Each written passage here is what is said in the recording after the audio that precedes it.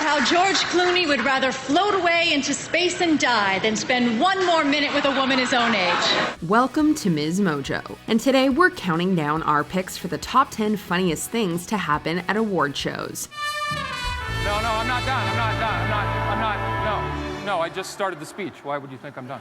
For this list, we'll be looking at hilarious skits, speeches, and unscripted moments from award shows that were fortunately immortalized on camera. What do you think is the funniest award show moment ever? Let us know in the comments. Number 10. James Earl Jones gets slimed. 7th Annual Nickelodeon Kids' Choice Awards. Sliming celebrities was already a Kids' Choice tradition, but for the 1994 show, producer Albie Hecht set his sights on an especially high-profile star, James Earl Jones. Hecht envisioned an opening with a dressed-up Jones getting slimed at the Pantages Theater. Home of historic moments in entertainment, where year after year, Hollywood's biggest and brightest stars have gathered to honor their own. When Hecht initially reached out to Jones, the revered actor politely declined and hung up. Minutes later, Hecht got a call back from Jones, saying that his granddaughters convinced him to do the sliming, calling it, quote, the biggest honor he could have. The result was this gem of an opening that initially creates the ambiance of a classy awards banquet. What magic will this evening hold? Who will be honored tonight? I don't know.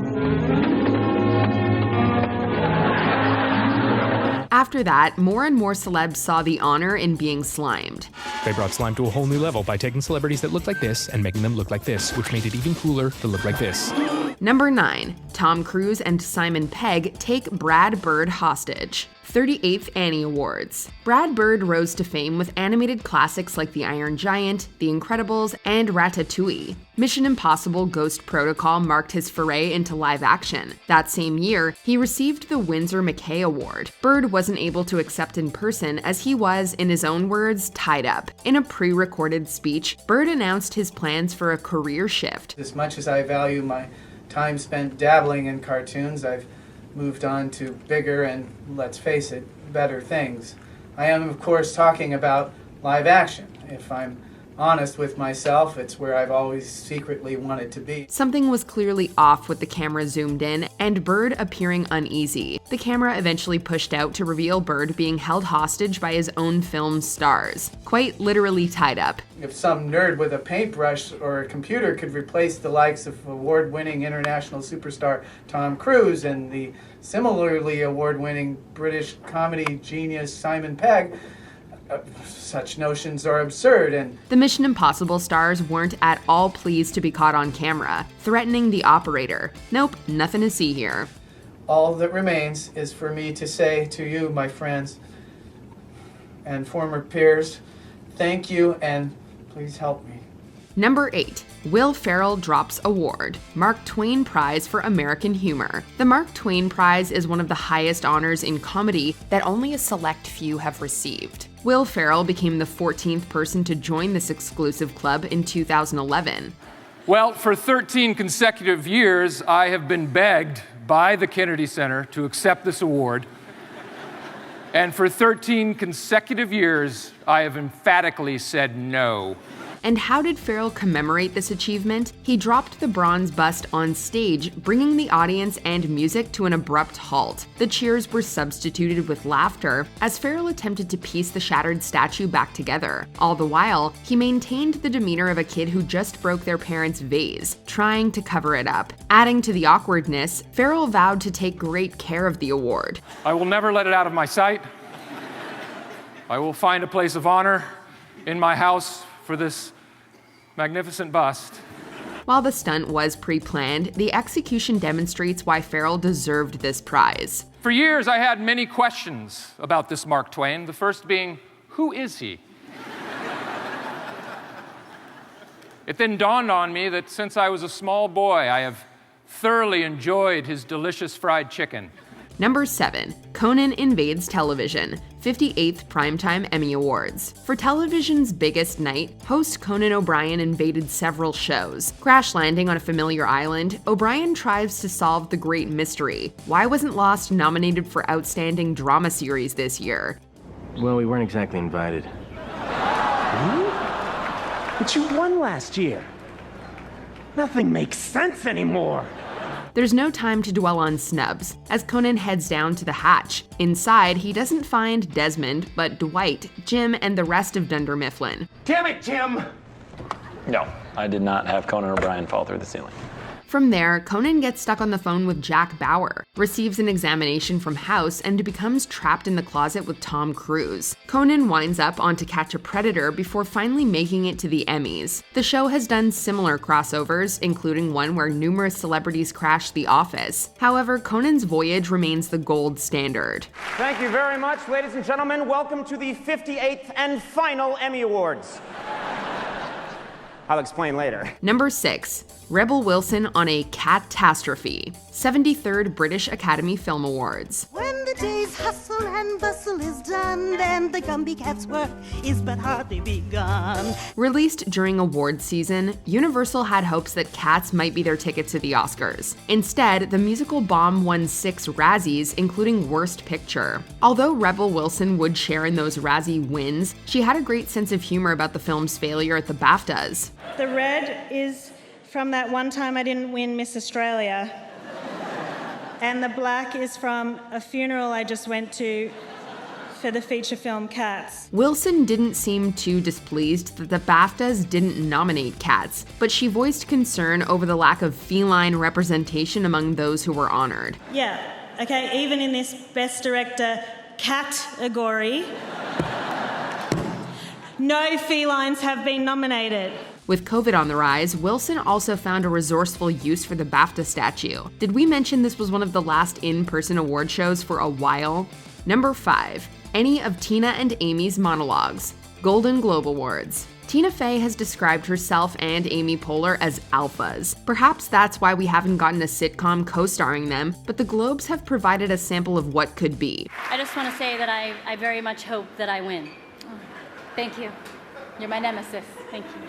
During their first year, the hosts implied that they'd be nicer than Ricky Gervais.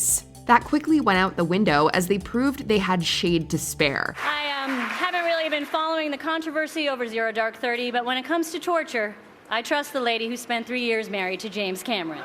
The following year, Fey and Poehler poked fun at George Clooney's reputation for dating younger women. They targeted Clooney again during their 3rd year, arguing that Amal is more accomplished than her husband. Amal is a human rights lawyer who worked on the Enron case, was an advisor to Kofi Annan regarding Syria, and was selected for a 3-person UN commission investigating rules of war violations in the Gaza Strip. So tonight, her husband is getting a Lifetime Achievement Award. Whether shocking the room with a Bill Cosby joke or calling out the HFPA's lack of diversity, you can never go wrong with these alphas. Number 4. Steve Carell and Ricky Gervais Emmy feud. 59th Primetime Emmy Awards and 60th Primetime Emmy Awards. Steve Carell won a Golden Globe for his performance as Michael Scott, delivering an uproarious speech from the perspective of his wife, who put her career on hold in support of mine, and who sometimes wishes that I would let her know when I'm going to be home late so she can schedule her life, which is no less important than mine. Carell infamously never won an Emmy for the role, but when Ricky Gervais snagged the award for his work in Extras, Jon Stewart and Stephen Colbert provided a loophole. Ricky Gervais couldn't be here tonight, so instead we're going to give this to our friend Steve Carell. As funny as it is watching the three hug it out over this victory for Carell, the joke didn't end there. The following year, Gervais did attend the Emmys, and he didn't shy away from Carell stealing his award. Don't look at me, I'm gone off road. Everyone's getting nervous now. There's nothing on the auto cue. I can do anything. This is live.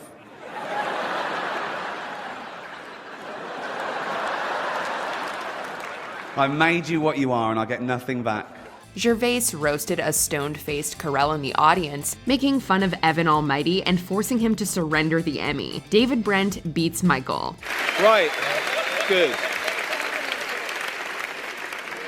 That's settled. Number 3. Sodapoppin Sabotage. Twitch Chat's Choice Awards. There are more than a few flaws with online community voting. For example, a streamer can encourage their legion of followers to vote one way, rigging the awards. This appeared to happen throughout Twitch Chat's Choice Awards, as personality Thomas Sodapoppin Morris took credit for influencing the vote during a live stream. You are influencing the votes. Oh, no. Absolutely. I am influencing the votes. I have power, and you're mad about it. The show climaxed with Sodapoppin presenting Game of the Year via video call. Rather than celebrate the nominees, Sodapoppin called it a trash year for games. These comments sparked an argument between Sodapoppin and the ceremony's hosts. What's your problem, man? I don't have a problem. Why are you so negative? You disagree with? I'm not negative. Why are you so negative? With me? Why, Do you disagree with me? No, you know what? I do disagree with you. Yeah, Resident Evil Village is great. Cup also disagrees with you. Although they immobilized his telepresence robot, they couldn't stop Sodapoppin from poppin'. This is what happens when Among Us doesn't get nominated for the top prize. Whether you call it sabotaging or trolling, this was hilariously legendary.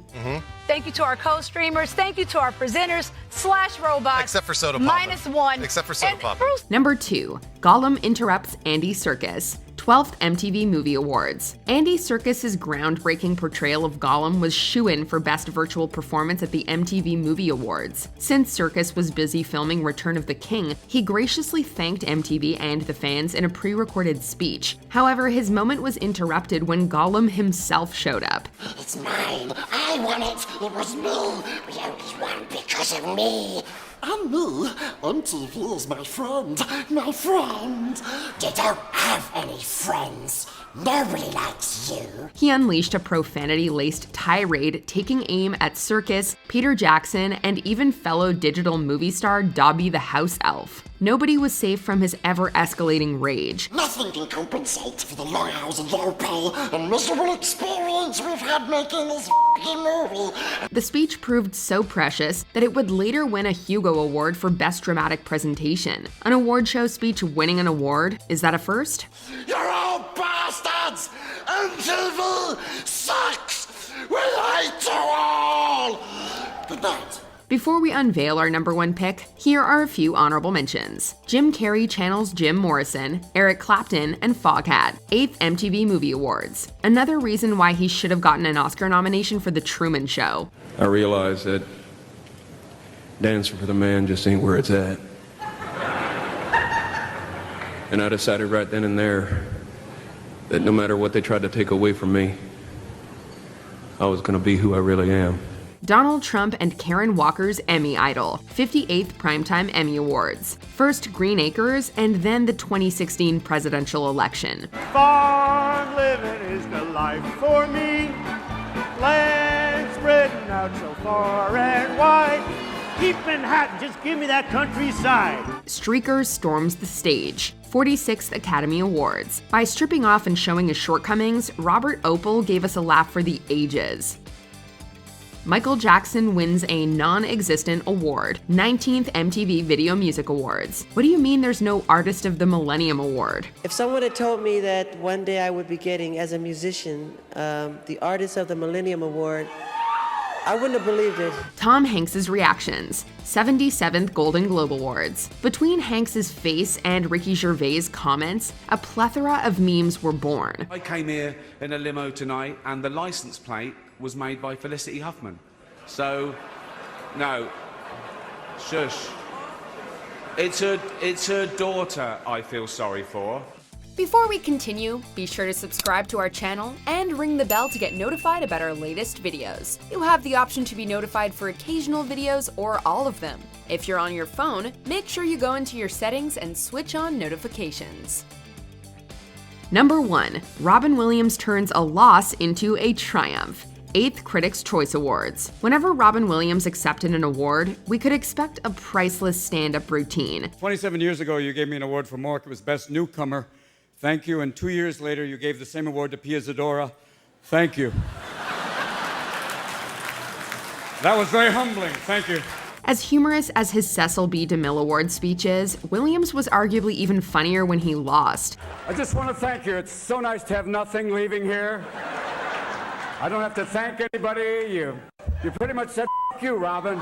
At the 2003 Critics' Choice Awards, Best Actor went to Daniel Day-Lewis and Jack Nicholson in a tie. The only other nominee was Williams for 1 Hour Photo, making it clear who came in last. Claiming to be baked, Nicholson asked Williams to come on stage. I want to thank Jack Nicholson and Daniel Day-Lewis for giving me this piece of paper.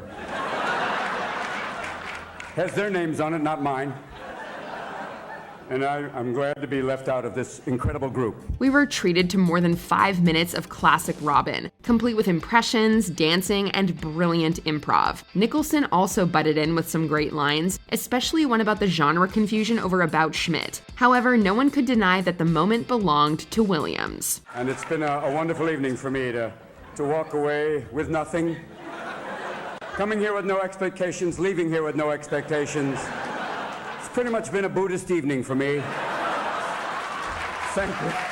Do you agree with our picks? Check out this other recent clip from MsMojo and be sure to subscribe and ring the bell to be notified about our latest videos.